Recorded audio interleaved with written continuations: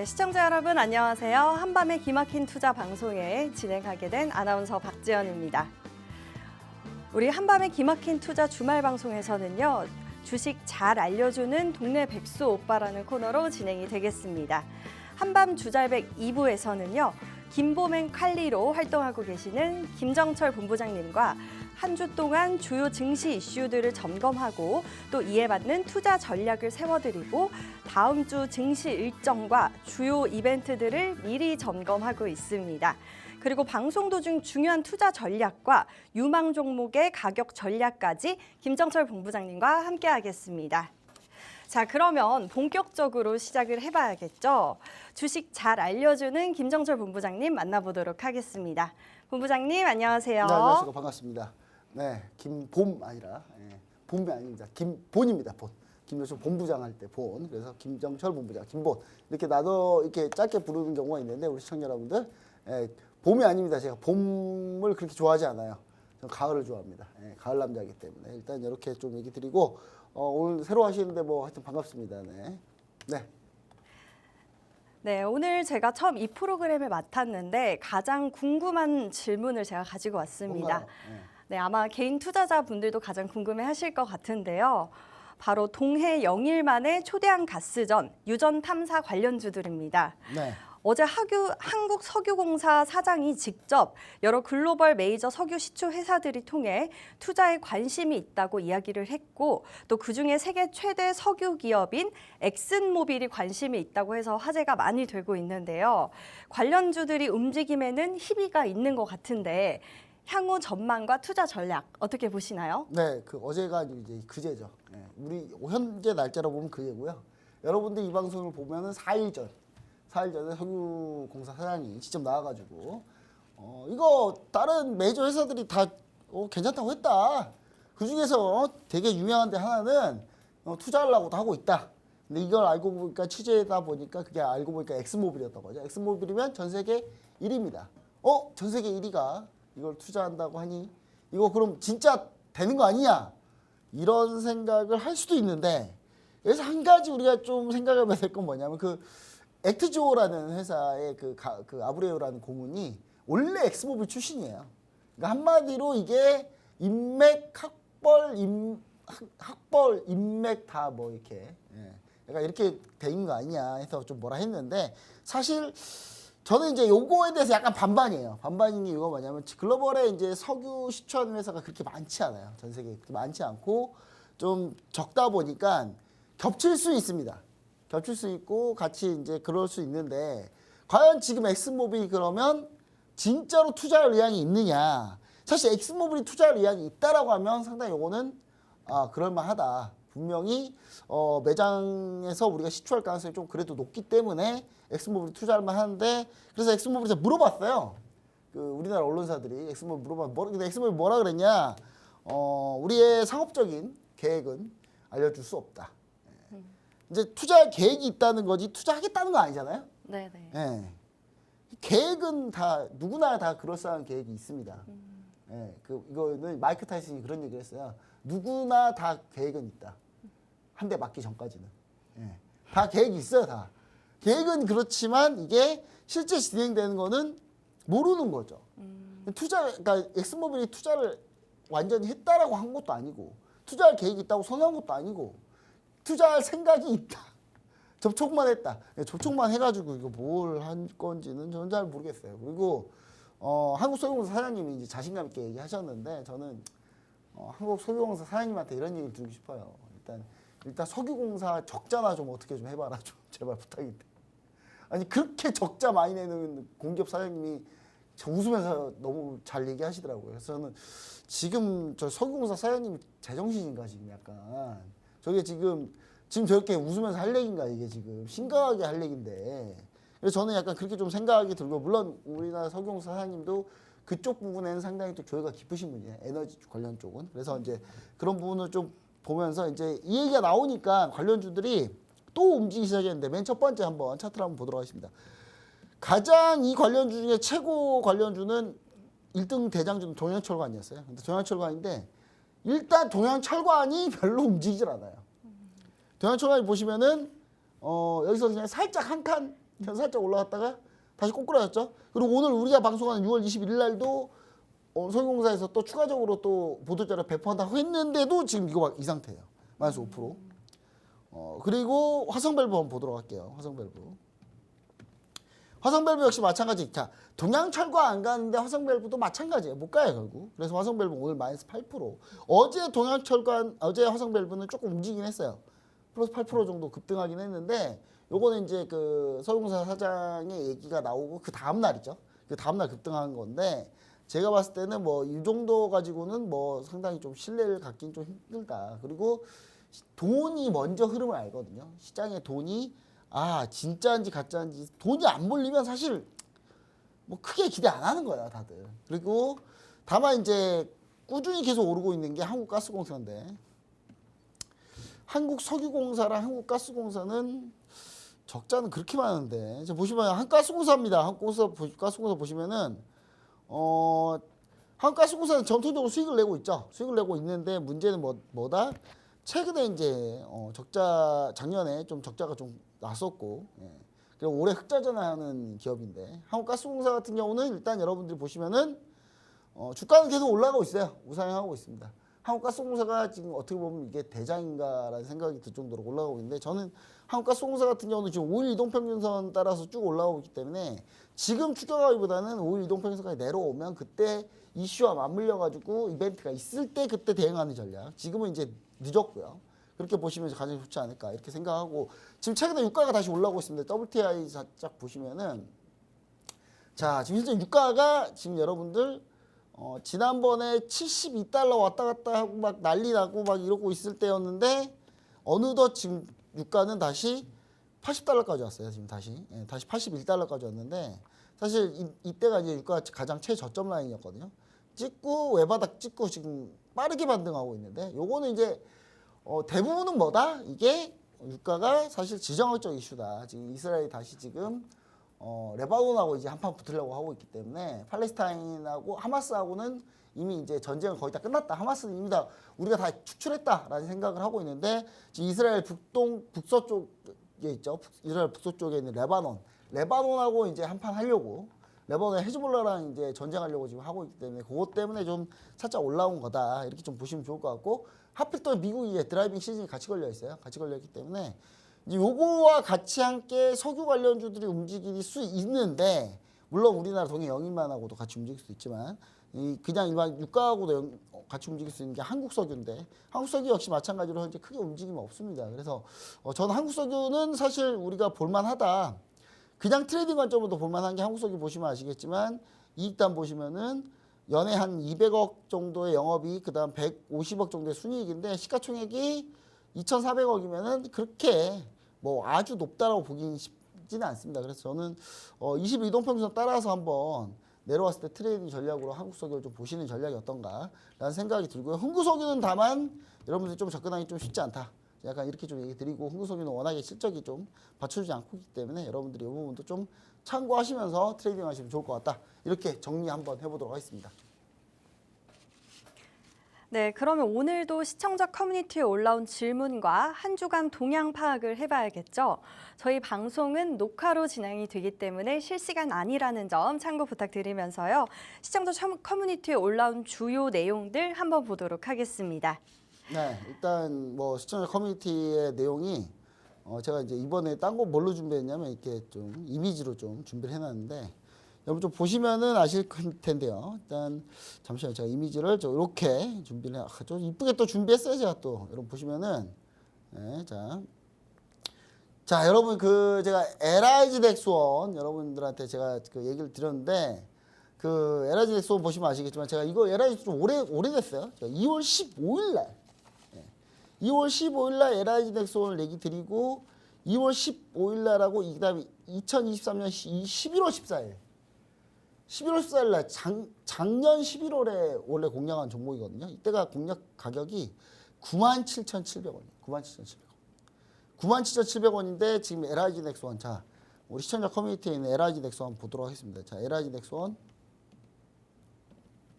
지금 가격이 얼마일 것 같습니까? 제가 대충 한번 맞춰보세요. 지금 LIG 넥스원 제가 97,700원에 이 방송에서 매수 의견을 드렸는데 지금 얼마일 것 같으세요? 지금? 아, 대충. 지금요? 네. 지금 뭐 한 7만 원 정도 되나요? 9만 원에 근데 손실일 것 같다. 손실일 것 같다. 지금 이제 화면을 보시면 아시겠죠, 여러분. 네. 9만 원대기 들어서 지금 20만 원입니다. 20만. 오. 2배 이상 갔어요, 2배 이상. 2배 이상 갔고요. 20만 원이 넘어갔죠. 20만 넘어갔고 2배 이상 간 상태고 지금 현재 수익률로 따지면 100%가 넘죠. 아직도 지금 매도 안 하고 있고 여러분들 잘 생각해 보시면 아시겠지만 이거 이번 주에만 또 급등했어요. 자, 시청자 커뮤니티 난리가 났을까 안 났을까요? 난리가 났겠네요. 난리가 났어요. 특히 이번 주 월요일부터 다들 난리가 났어요. 이번 주 월요일 이 시가총액 큰 이 LIG 넥스원이 무려 한 방에 17%를 급등했어요. 17% 급등했고 그 다음에 쭉 우상향하면서 지금 현재 올라가는 흐름입니다. 오늘 좀 밀리긴 했는데 뭐 이런 거는 뭐라고 할 수 있습니까? 감사합니다 땡큐라고 할 수 있죠. 이런 뭐더 사느냐? 아니 더 사지 마세요. 이제 여러분 저희는 평단가가 97,700원인데 여러분들은 평단가가 지금 사면 20만 원이잖아요. 그러니까 저희랑 차이가 너무 많이 나기 때문에 그러니까 밑에서부터 준비하자고 했을 때 준비했으면 좋았을 걸. 그리고 제가 지난주하고 지지난주 방송에 뭐라고 얘기 드렸냐? LIG 넥스원은 6월 말에 고스트 로보틱스, 미국의 고스트 로보틱스 인수 결정이 난다. 그러니까 LIG 넥스원이 돈을 주고 고스트 로보틱스를 인수하려고 이미 돈을 다 지불했는데 미국 정부가 고스트 로보틱스는 우리나라의 되게 중요한 회사인데 이거 그냥 가져갈 수 없어. 우리가 한번 검토해 볼게. 해서 지금 6월 30일 결정 나거든요. 얼마 안 남았어요 이제. 근데 만약에 LIG 넥스원이 미국에 있는 고스트 로보틱스 궁전 로봇 회사인데 이 회사를 품는 순간 날아갑니다. 더 날아간다. 그 품기 전부터 지금 현재 보여주고 있기 때문에 저는 추가적으로 상승할 수 있다. 이거 좀 보시면 좋을 것 같고 그 다음에 LIG 넥스원이 뭐 로봇 하는 회사는 아니고요. 이 회사는 원래 이제 미사일 하는 회사인데 미사일 만드는 회사인데 미사일 천무 그 다음에 현무 각종 미사일도 다 여기서 하고 있기 때문에 여러분들 추가 수주 가능성도 높다. 그래서 LIG 넥스원 같은 경우는 우리가 계속 홀딩하고 있다. 이렇게 좀 보시면 좋을 것 같고요. 자, 그럼 이제 다시 한번 또 하나 다른 거 한번 보도록 하겠습니다. 이제 다른 거 한번 볼 건데 요거 역시 시청자 커뮤니티 또 화면을 제가 또 가지고 나왔으니까 요걸 한번 보시면 좋을 것 같아요. 이게 가장 적나라 하더라고요. 자, 보시면 이제 현대로템입니다. 현대로템 이렇게 제가 검색을 한 건데 보시면 현대로템 제가 수익을 이렇게 약 13% 정도 수익을 완료한 상태입니다. 절반 정도 수익 실현했고요. 아직 나머지 잔량은 보유하고 있습니다. 현대로템 역시 마찬가지로 방산주죠. 이거 역시 마찬가지 언제입니까? 여기 써졌죠. 6월 17일 써졌죠. 6월 17일 날 우리는 이미 시청자 커뮤니티에서 현대로템을 수익 실현을 완료했다. 보시면 아시겠지만 이렇게 현대로템이 6월 17일 날 역시 월요일 날 급등. 그러니까 저는 우리 시청자 커뮤니티 내에서는요. 월요일 날 축제였어요. 축제. 월요일 날은 그냥 전부 다 그냥 월요일 날부터 그냥 축제를 즐기자. 올라온 종목마다 다 그냥 수익이어서 상당히 기분이 좋았던 월요일이었는데 월요일 날 만약에 이거 매도 안 했으면 어떻게 됐을까요? 다시 그냥 말짱 도루. 다시 내려왔거든요. 근데 월요일 날 우린 뭘 했다? 수익 실현을 했다. 그게 중요한 거죠. 그러니까 박재현 아나운서는 좀 모를 수도 있는데 주식을 할 때 가장 기분이 좋을 때가 언제인 줄 아십니까? 내가 샀을 때 올랐을 때일까요? 아니에요. 대답을 좀 해주시면 좋을 것 같아요. 네. 그러면 어떨 때 가장 기분이 좋나요? 어떨 때 가장 기분이 좋냐면 네. 내가 팔았는데 급락했을 때. 팔았는데 급락했을 때. 남 잘 되는 꼴 못 보고 약간 이런 거예요. 아. 남 잘 되는 꼴 못 보는 거죠. 내가 매도했는데 그게 급락했을 때. 기분이 제일 좋죠. 우리가 매도했는데 현대로템이 쭉 밀렸던 부분 이렇게 좀 있다. 이렇게 좀 보시면 좋을 것 같고 또 하나가 있는데 요거 이제 자랑은 너무 많이 하면 좀 그러니까 일단 자랑 또 요거 마지막 자랑 하나 할게요. 수익 자랑이라보다는 우리가 이제 이 방송 시간에 우리가 준비했던 종목들을 어떻게 우리가 공략을 했고 어떻게 매도하고 어떻게 매수하고 어떻게 했는지를 좀 여러분들 알려드리려고 하는 거예요. 자, 이거는 언제입니까? 6월 20일 목요일 써졌죠 여기. 제가 써졌죠. 이런 걸 뭐 제가 포토샵하거나 그러진 않습니다. 왜냐하면 이거는 시청자 커뮤니티에 들어오면은 그냥 무조건 다 아는 사실이에요. 다 아는 사실이기 때문에 자 보시면은 제가 리가캠바이오가 이날 급등을 했습니다. 급등을 했는데 급등하면서 76,000원의 수익 실현을 절반 정도 수익 실현을 했는데 역시 수익률이 한 12.5% 13% 정도 수익을 이렇게 챙긴 그런 현장입니다. 예, 근데 실시간으로 이게 딱 얘기 드리는 거예요. 실시간 커뮤니티 들어오시면 실시간으로 여러분들이 같이 이런 걸 같이 할 수 있거든요. 그래서 리카캠바이오는 그럼 어떻게 됐느냐? 특별히 뭐 호재가 없어요, 별로. 근데 특별한 호재는 없었거든요. 그냥 간 거야, 그냥. 왜 그냥 갔다? 알테오젠이랑 다른 제약바이오가 너무 많이 가니까 얘 혼자 안 갔거든요.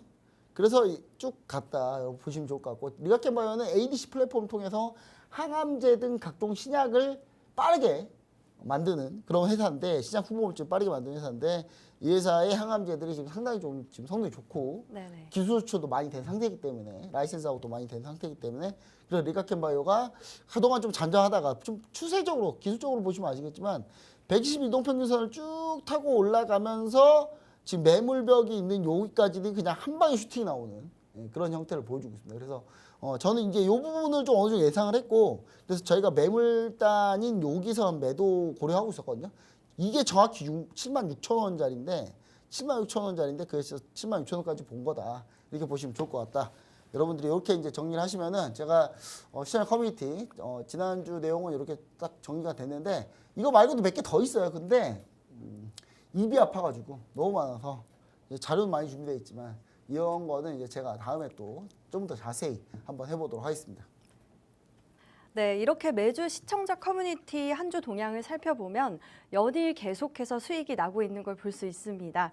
방송에서 다 하지 못하는 투자 전략이나 중요 자료들을 통해 나도 수익 행렬에 동참을 하고 싶다 하시는 분들은 반드시 시청자 커뮤니티로 들어오시면 될 것 같고요. 오른쪽 하단에 저희 QR코드가 준비가 되어 있으니까 이 QR코드로 인식해서 들어오시면 좋을 것 같습니다. 네, 많은 참여 부탁드리고요. 자, 그럼 바로 주요 이슈들을 점검해 보도록 하겠습니다. 현대차와 기아의 인도 현지 법인 IPO 소식이 있었습니다. 자, 인도 증시 현대차 법인이 상장을 한다면 바로 시가총액이 최소 10조 원에서 40조 원까지 이룰 수 있다는 증권가의 분석이 지금 다양하게 나오고 있는데요.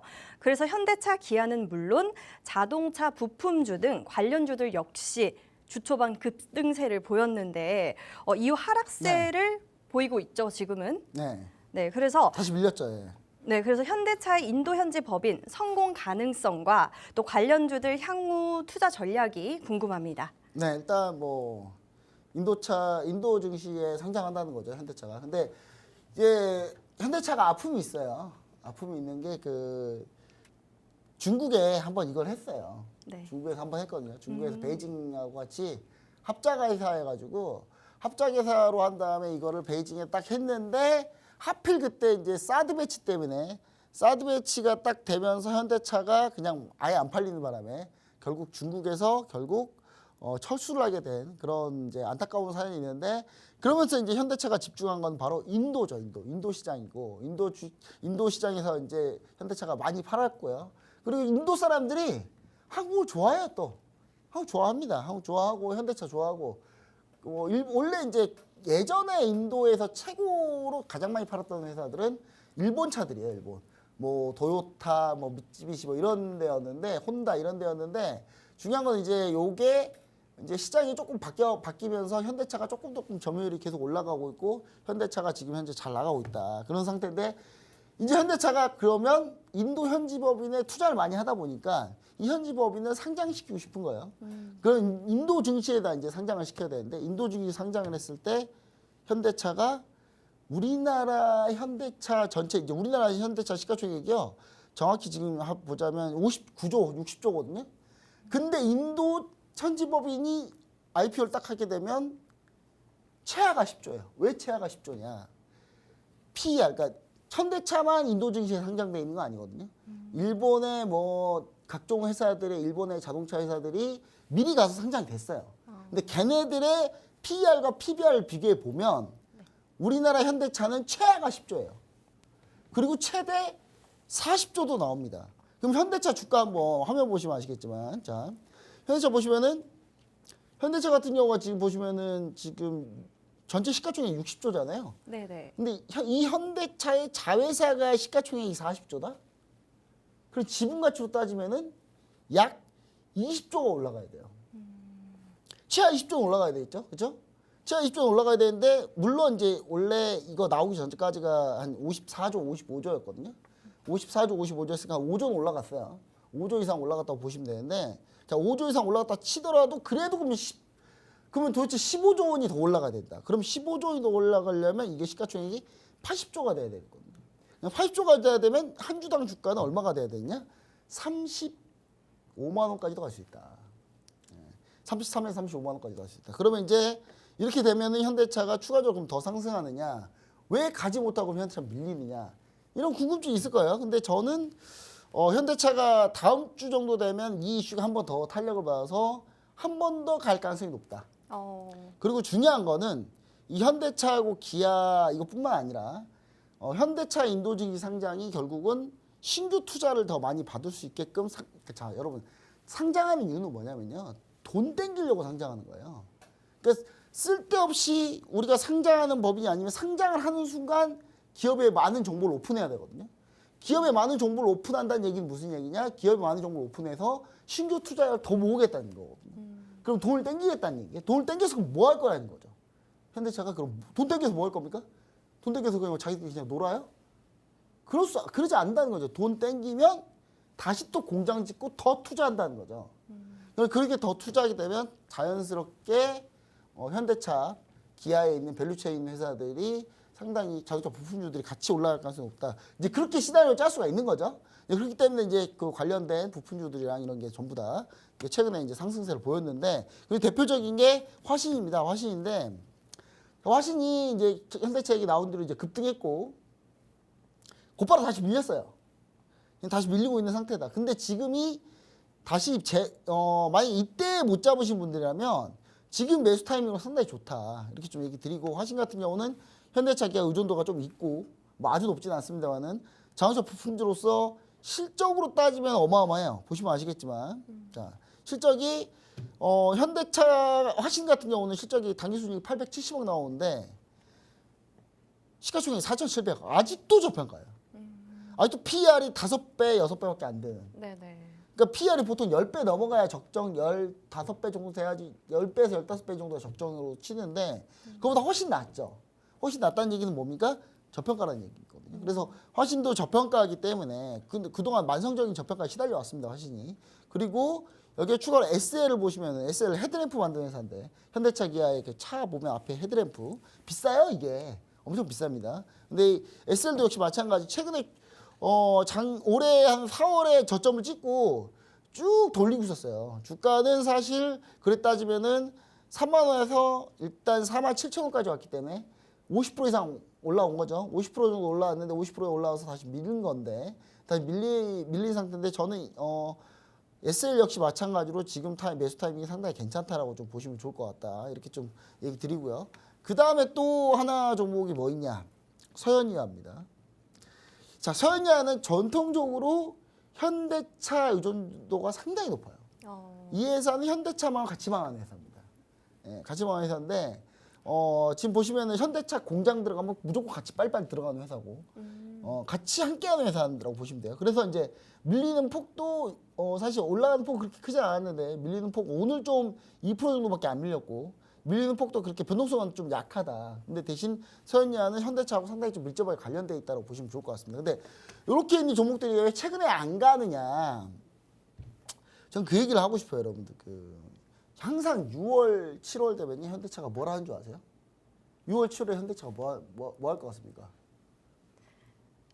빨리 대답을 해주시면. 6월이나 7월에 현대차가요? 네, 뭐 잘 모르신다고 하셔도 네, 돼요. 어떤 걸 할까요? 네, 현대차가 네. 임담협을 합니다. 임담협. 임금 단체 협상. 그러니까 현대차 노조와 기아차 노조가 6월만 되면 이제 임금 단체 협상을 시작해요. 우리 임금 올려줘라. 작년에 현대차가 사상 최대 실적 나왔거든요. 그럼 과연 이 노조가 그냥 넘어갈 거냐? 그냥 넘어가지 않겠죠. 분명히 우리 월급 얼마 이상 올리고 성과 인센티브 몇 퍼센트 조정해주고 뭐 각종 얘기가 나올 겁니다. 근데 그래서 6월 달이 하필 6월인 게 안타까운 거예요. 이게 해결이 돼야. 그러니까 임담회 보통 그냥 넘어가는 해가 거의 없거든요. 대부분이 현대차 임담협은 거의 대부분이 파업 직전까지 갑니다. 항상 파업 그 끝머리 직전까지 가요. 그러다 겨우 타결되고가 지금 몇 년째 반복인데 올해도 상당히 그와 유사할 가능성이 높다. 그럼 보통 인당협을 한 달 반 정도 계속 하거든요, 협상을. 그럼 이제 한 7월 넘어가기 시작하면 그때부터 윤곽이 나와요. 이제 7월에서 8월 되기 시작하면 8월 넘어가기 시작하면 현대차가 파업할지 안 할지 인당협 때문에 파업할지 안 할지 윤곽이 나오는데 사실 그 리스크 때문에 좀 우리가 중장기로 이걸 중기 이상 투자로 좀 보기는 쉽지는 않다. 그래서 저는 현대차도 좋은데 현대차 부품주 중에 SL 같은 회사들 이런 회사들로 그냥 트레이딩하고 단기 트레이딩 전략으로만 가자. 너무 길게 끌고 가면 사실 좀 위험하다. 왜냐하면 현대차 노조가 어떻게 될지 모르니까. 그러니까 제가 노조가 나쁘다는 얘기 하는 게 아니에요. 이 방송 보고 또 노조분들 전화 와가지고 뭐 우리가 뭐 나쁜 사람들이 아니 제가 나쁘다고 한 적이 없어요. 당연히 사상 최대 실적 나왔으니까 당연히 성과금 많이 받고 보상을 많이 받는 건 맞죠 당연히. 근데 그건 이제 각자 사측하고 알아서 하시는 거고 대신 이제 이게 쉽게 끝나지 않는다는 거죠. 잘 인당협이 쉽게 끝나본 적이 거의 없기 때문에 그래서 저는 그 기억이 그 추억이라고 하긴 좀 그렇고요. 좋은 기억은 아니기 때문에 그런 기억이 항상 있더라. 그래서 현대차가 주가가 꼭 그때 되면 꼭 안 좋더라. 제가 이걸 월봉으로 한번 보여드리고 싶은데 월봉입니다. 월봉인데 자 이때가 언제죠? 자 이때 좀 길게 끌 때예요. 2022년 인당협 길게 끌더니 이렇게 훅 빠지고 자 2023년에 좀 된다 싶으니까 인당협 때문에 좀 빠지고 보이세요? 주가가 여러분? 제가 거짓말 하는 게 아니잖아요. 2021년도 인담협 직전이 최고점. 그리고 빡 빠지고. 하여튼 인담협만 들어가면 빠져요. 최근 몇 년 동안 3년 동안 계속. 그렇네요. 네, 3년 동안 계속 인담협만 들어가면 빠지고 그 다음에 2020년은 워낙에 그냥 다 올랐으니까 이때는 노조가 별말 못했죠. 이때 뭐였어요, 여러분? 2020년 때 코로나. 코로나인데 회사 보고 월급 올려달라고 하기 좀 그렇잖아요. 잘 쳐도 안 팔린다 그래도. 그렇잖아요. 그러니까 이때는 그냥 넘어갔어요. 근데 매년 항상 좀 쉽게 넘어가지 않더라. 그래서 여러분들 이거를 좀 생각을 해보시면 시장이 그렇게 녹록하지 않겠구나라는 생각을 하지 않을까. 이렇게 좀 얘기 드리면서 전체적으로 내용 마치도록 하겠습니다. 네, 방송에서 다 하지 못하는 투자 전략이나 자료가 궁금하신 분들, 그리고 TV 방송에서 다 공개하지 않는 히든 종목에 대해서 궁금하신 분들, 저희 여기 우측 하단에 있는 시청자 커뮤니케이션에서만 궁금증을 해결할 수 있으니까요. 이 하단에 꼭 인증을 해서 들어오시면 너무 좋을 것 같습니다. 네, 그리고 최근에 초강세를 보이던 화장품과 또 음식료 업종이 최근에는 좀 주춤하고 있는 모습입니다. 기존의 주도주리였던 전력이나 배전, 설비, 전선 관련주들이 이제 무섭게 올라올 때랑은 조금 다른 움직임이 지금 현재 있는데 관련주들 혹시 지금 매수 기회인 건지 아니면 시세가 끝났다고 봐야 하는 건지 궁금합니다. 네, 사실 이제 시청자 커뮤니티고요. 네, 시청자 커뮤니티. 네, 커뮤니케이션이 아닌 커뮤니티입니다. 네, 그리고 중요한 거는 이걸 원고를 쓸 때가 우리 아나운서님 원고를 쓸 때가 아침인 것 같아요. 왜냐면 이제 오후에 다 올랐어요 지금.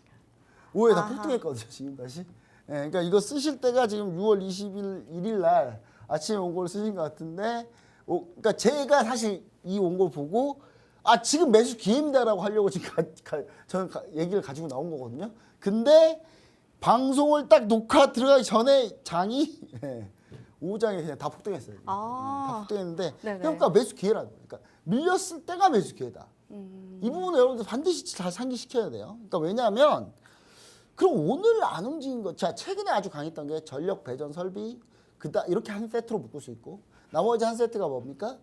화장품, 피부 미용 의료기기 이렇게 한 세트고 그 나머지 하나가 뭐예요? 음식료 업종이거든요. 근데 요 세 개인데 요 세 개 중에 오늘 안 움직인 게 있어요. 뭐가 움직였을까요? 바로 음식료가 아, 음식료. 음식료가 오늘 그렇게 많이 움직이지 않았다. 아, 물론 삼양식품 혼자 8% 올라가긴 했어요. 삼양식품 오늘 8% 올라가긴 했고 그 다음에 빙그레 한번 볼게요. 빙그레 역시 빙그레 오늘 7%. 아, 음식료도 많이 움직였네요. 결국 다 갔네 결국. 대상 안 갔네요. 대상. 그러니까 일부 이제 대장주들만 음식료 업종은 좀 올라갔고 나머지 음식료는 전체적으로 상승세를 보여주진 않았다. 그거 하나 빼고는 나머지는 다 지금 상당히 오늘 좋다. 오늘 대표적으로 뭐 화장품만 봐도 실리콘투 볼게요. 실리콘투 보시면 오늘 다시 신고가 근처로 다시 달리고 오늘 사실 실리콘투가 장중에 마이너스 4%까지 밀렸어요. 그때 아마 쓰신 것 같아. 질문 그때 쓰신 것 같아요. 그때 썼는데 그 질문 쓰는 사이에 실리콘투는 무려 10%가 점프를 했습니다. 10%를 올랐어요. 10%나, 네. 그 마이너스 4%에서 마이너스 4%인데 끝날 때가 플러스 5%, 5.6이니까 10% 오른 거죠, 그렇죠? 네네. 산수는 되시죠? 산수 산수는 할 수 있죠. 그리고 실리콘투뿐만 아니라 또 이제 대장주라고 할 수 있는 게 VT인데 VT만 지금 오늘 살짝 최근에 좀 급락 나왔고 VT가 근데 20일 이동평균선에서 반등 나왔거든요. 살짝 반등 나왔는데 그럼 VT가 매수 기회입니까? 근데 이제 화장품 관련인데 VT는 손이 솔직히 안 나가요. 손이. 왜냐면 너무 많이 올랐어요. 진짜. 이게 진짜 제가 여러분들 얘기 드리지만 제가 우리가 VT를 언제부터 공략했냐면 작년부터 공략했거든요. VT를. 작년에 얼마에 공략하면 7,000원대부터 공략했어요. 오, 상당히 많이 올랐네요. 작년에 7,000원 공략했는데 지금 4만 원까지 갔거든요. 그러니까 7,000원이 4만 원 가려면 몇 배냐면 산수 잘하시잖아요. 그러면 몇 배를 갔을까요? 네. 한 4배 넘게 갔죠. 5배 넘게 갔습니다. 5배 넘게. 약 한 6배 되겠네요. 6, 7, 40이니까. 산수가 안 되시는 거죠. 한 5배 넘게 갔어요. 5배 넘게 갔는데 그러니까 제가 VT로 수익 낸 것만 한 200% 되는 것 같아요. 중간중간 왔다 갔다 하면서 수익 실현하고 다시 매수하고 수익 실현하고 다시 매수하고 수익 실현하고 이것만 한 200% 한 것 같은데 그냥 가만히 두고 있었으면 됐을 걸 그냥 계속 트레이딩 하느라고 좀 그런 것 같습니다. 여튼간에 VT가 사실 VT에는 손이 쉽게 나가진 않는다. 근데 실리콘투 같은 경우는 워낙에 실적이 잘 나왔기 때문에 실리콘투는 볼 수가 있는데 이 실리콘투가 화장품 관련주에서는 사실 오늘이 거의 기회였지 않았나. 오늘 거의 10일 이동평균선을 오랜만에 깼거든요. 그래서 이거 딱 오늘이 기회였는데 이 기회가 좀 안타깝게 방송이 좀 늦어가지고 우리가 방송에 좀 맞췄으면 아마 방송을 좀 아침에 일찍 했으면 아마 이거 잡았을 텐데 저 오늘 강력 매수하려고 얘기 드리려고 온 거거든요. 자, 그 다음에 이제 요거보다는 탄력은 조금 떨어지지만 피부용 오르기 쪽에서 대장주를 보겠습니다. 클래시스인데요. 저는 클래시스가 그나마 우리가 좀 볼만하다. 왜냐? 오른 게 그렇게 많이 없어요. 클래시스는. 많이 없는데 그렇다 하더라도 클래시스가 한 40% 오르긴 했거든요. 근데 이것도 시가총액이 큰데 그래도 최근에 상승각이 그렇게 가파르진 않다는 게 저는 클래시스가 만약에 조정받는다면 한 5만 원 초반까지만 내려오면 우리는 충분히 매수할 수 있지 않나 그렇게 좀 생각을 하니까 여러분들 클래시스 한번 피부미용 오른기기 중에 가장 유명한 회사니까 혹시 슈링크 아시나요? 슈링크? 슈링크 알죠. 네, 슈링크 만드는 회사예요. 그렇구나. 슈링크 만드는 클래시스. 회사고 자, 그 다음에 최근에 해외 프랑스 회사가 인수하겠다는 제이시스 메디컬은 주가가 그냥 이래요. 움직이질 않아요. 왜냐? 13,000원 이상 주고 주식 이 주식 사면 바보니까. 프랑스의 회사가 13,000원에 주식 사주겠다고 하니까 지금 딱 여기서 멈춰 있는 거거든요. 그래서 이렇게 생각하시면 되시고. 그다음 이 밖에 피부용 의료기기 중에 우리가 좀 눈여겨볼 만한 게 파마리서치라는 회사가 있는데, 자, 파마리서치가 바닥에서 올라온 걸로 따지면 그렇게 많이 올라오진 않았습니다. 남들은 좀 많이 올라왔는데 파마리서치 한번 부침을 겪었거든요. 밀리고 나서 돌린 거기 때문에 파마리서치 같은 경우는 지금 최근에 기간이 계속 사고 있습니다. 계속 사고 있다는 점, 이 부분 확인해 주시고, 전 여기서 제일 여러분들한테 이제 가장 피부미용 오른기 중에 가장 여러분 볼만하다고 하는 거는 원래 대장주인 클래시스인데 단 한 가지 전제 조건이 있는데 그게 뭐냐면 파마리서치가요.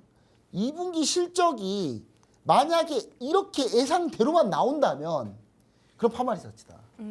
왜냐하면 파마리서치가 그렇게 되면 당기순이익이 올해 1,000억이라는 얘기인데 네. 시가총액이 지금 1조 4천억밖에 안 된다는 얘기는 자 클래시스랑 같이 비교를 해볼까요? 클래시스. 이 파마리서치가 뭐 하는 회사냐면 리주란 콘주란. 예. 아, 리주란 네, 힐러. 리주란 힐러 하는 만드는 네네. 회사가 파마리서치고 슈링크가 클래시스. 아, 근데 이 클래시스가 1년 전체 당기순이익이 1,000억대예요. 그러니까 파마리서치보다는 약간 클래시가 좀 더 많아요. 근데 거의 비슷하단 말이에요. 그럼 시가총액을 이 둘이 거의 비슷해야지 맞죠. 한 업종도 똑같으니까. 네네. 근데 클래시스는 시가총액이 지금 3조 4천억. 근데 파마리서치는 1조 4천억. 1조 거의 1조 5천억이네요. 그러니까 차이가 있다. 이런 거 이제 이런 게 있는데 중요한 건 이제 이 실적이 이와 비슷해야 된다는 거고 파마리서치는 약간 이분 오너분이 일단 오너 리스크는 좀 있다.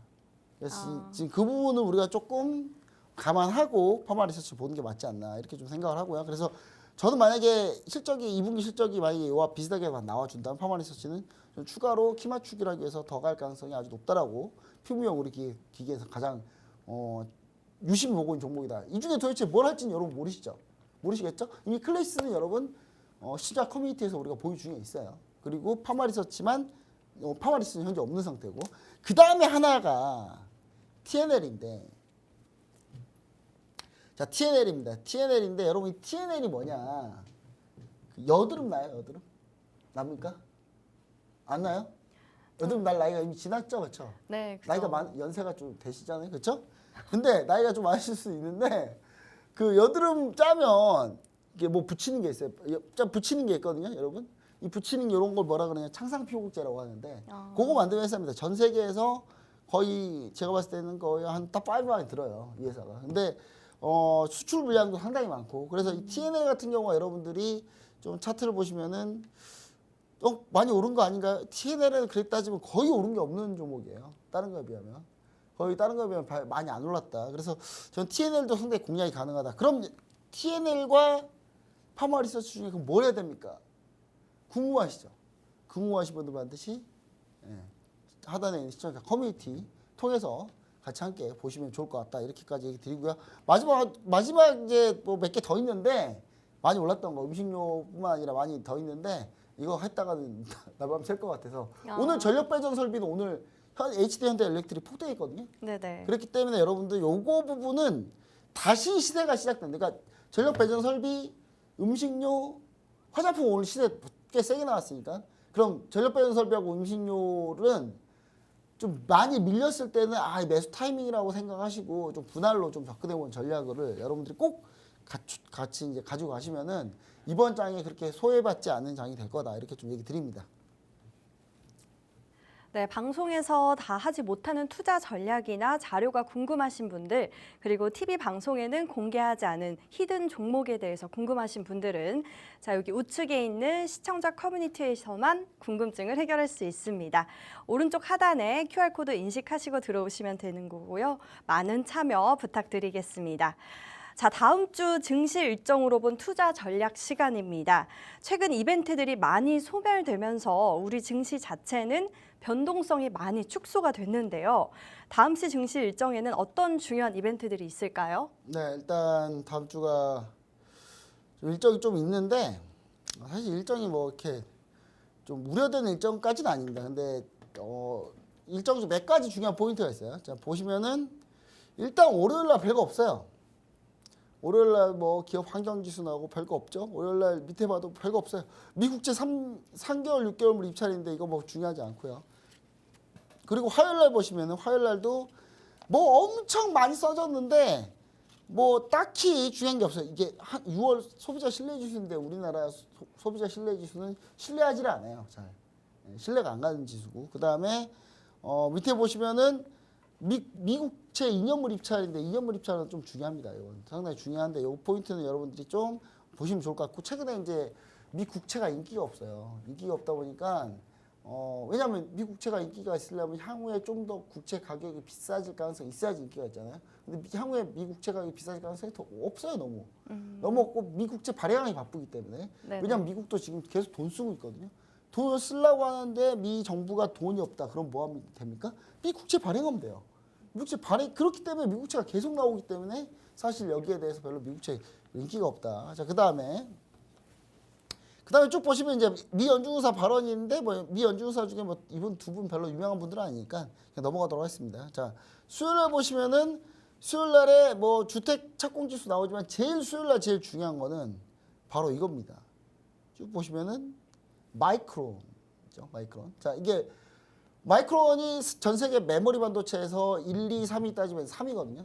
1위가 삼성전자, 2위가 SK하이닉스, 3위가 마이크론인데 이 마이크론 같은 경우는 사실 HBM 반도체 납품이 지금 거의 없는 상태입니다. 왜냐하면 SK하이닉스가 거의 다 하고 마이크론 이제 막 승인 받아가지고 이제 막 출하하기 시작한 상태거든요.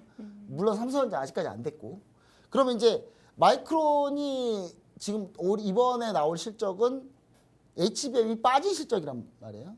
HBM 반도체가 빠진 실적이라면 마이크론은 사실 삼성전자의 실적을 가늠해 볼 수 있어요. 그러니까 마이크론 실적 발표가 어떻게 되느냐에 따라서 삼성전자 실적도 어떻게 나오느냐까지 다 같이 결정이 된다. 그럼 이제 여러분들 요때 만약에 마이크론 실적이 아주 잘 나왔다. 그럼 삼성전자 실적은 어떻게 나올 것 같아요? 잘 나올 것 같아요? 나쁘게 나올 것 같아요? 잘 나올 것 같습니다. 그렇죠. 마이크론이 잘 되면 삼성전자 잘 돼요. 왜냐? 점유율의 차이인 거지.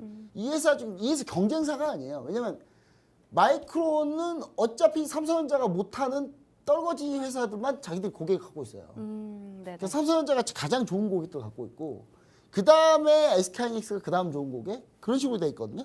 왜냐면 반도체가 가장 수율이 가장 좋고 메모리 반도체가 가장 싼 게 삼성전자고 두 번째로 싼 게 SK하이닉스고 자기네가 마이크론이 제일 비싸요. 셋 중에는.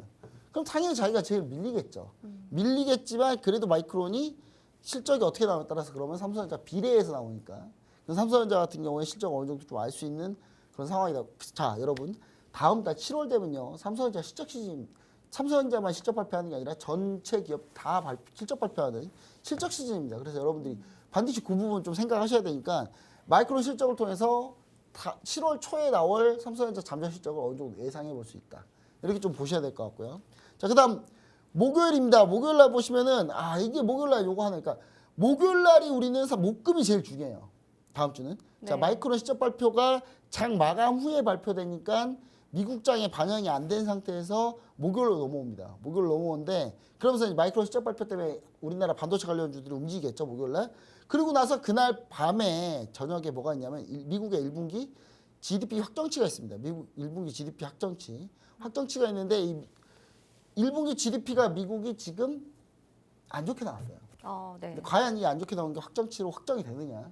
그걸 여러분 보셔야 되는데 별 차이 없을 것 같다. 제가 봤을 때는. 그러니까 안 좋은 내용이 나올 가능성이 높다. 그렇게 되면은 안 좋은 내용이 나올 것 같다라고 하면 우리 어떻게 봐야 되냐면 이게 그럼 시장의 악재냐? 미국 1분기 GDP가 좀 더 예상치보다 안 좋게 나오면 오히려 시장의 호재입니다. 금리 인하를 해야 되겠구나. 라는 결론이 다다르게 되거든요. 네네. 그렇기 때문에 결국은 금리 인하를 땡길 수 있는 그런 재료다. 이렇게 좀 보시면 좋을 것 같고요. 자, 그 다음에 목요일 날에 답답한 거 하나 있죠. EU 정상회담도 있는데 지금 미국 대통령 후보자 토론회가 있습니다. CNN에서.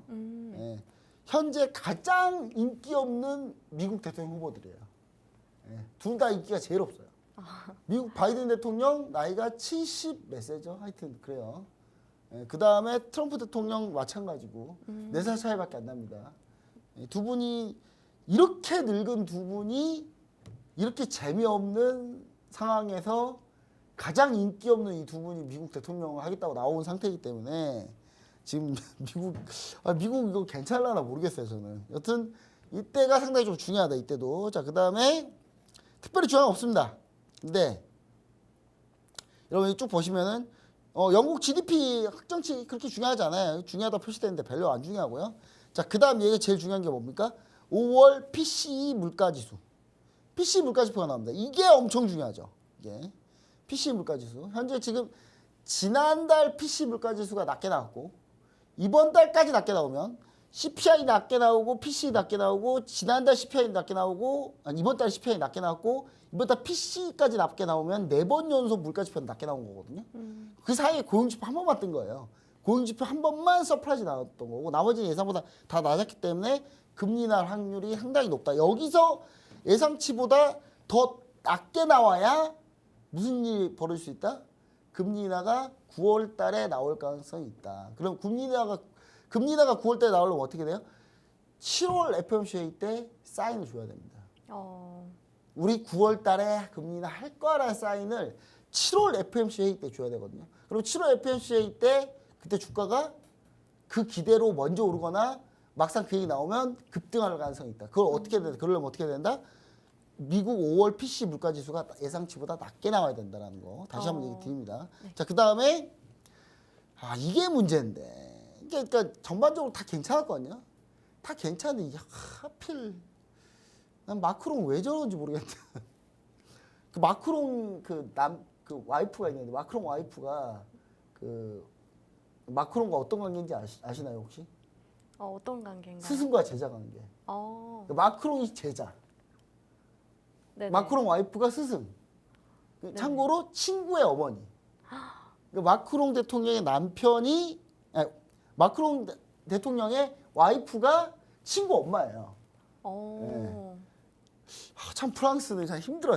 일단 이 마크롱이 지금 그 유럽 의회에서 자기 졌다고 프랑스 선거는 내가 이겨보자 하면서 조기 총선 선언했다가 지금 거의 지금 골로 가게 생겼습니다. 지금 무슨 상황이냐면 지금 반대쪽이 특히 집권하면 되게 힘들어지는 르펜의 국민연합이 극우파입니다. 여기가 지금 1등이에요 지금. 그러니까 여기서 만약에 프랑스 총선에서 만약에 1차 총선에서 프랑스의 르펜 극우당이 이끄는 국민연합 르펜이 이끄는 국민연합이 제1당을 차지하거나 50% 이상이 되면 주가는 폭락한다. 그것도 대폭락으로. 왜냐? 얘네는 무조건 브렉시트처럼 EU 탈퇴할 거거든요. 프랑스는. 그렇기 때문에 EU 탈퇴하려고 할 겁니다. 그러면 시장은 또 안개 속으로 빠진다. 그래서 제발 저는 제발 여기서 제발 그 마크롱 대통령이 제발 저는 마크롱 대통령 그렇게 좋아하진 않는데 이겼으면 좋겠다. 프랑스가 극우파가 되는 순간 증시 대카오스입니다 이제. 그래서 그 부분을 여러분들 좀 참고하시고 이번 주 증시를 좀 보시면 좋지 않을까 해서 지금까지 해가지고 증시 일정 좀 더 자세한 내용 알고 싶으신 분들은 반드시 시청자 커뮤니티 함께 하시면 좋을 것 같습니다. 네, 방송에서 다 하지 못하는 투자 전략이나 자료가 궁금하신 분들, 또 그리고 TV 방송에서는 공개하지 않은 히든 종목들이 궁금하신 분들, 저희 시청자 커뮤니티에서 궁금증 해결해 주시면 좋을 것 같고요. 네, 들어오시는 방법은 여기 우측 하단에 있는 QR코드를 인식하셔서 들어오시면 되겠습니다. 많은 참여 부탁드리고요. 자, 저희가 준비한 내용은 여기까지입니다. 본방송에서 제공하는 정보는 투자 판단에 대한 참고 자료일 뿐이며 상승과 하락은 저희가 보장드리고 있지 않다는 점 양해 부탁드리고요. 자, 오늘 저희는 여기까지 하겠습니다. 다음 주에 또 찾아뵙겠습니다. 감사합니다.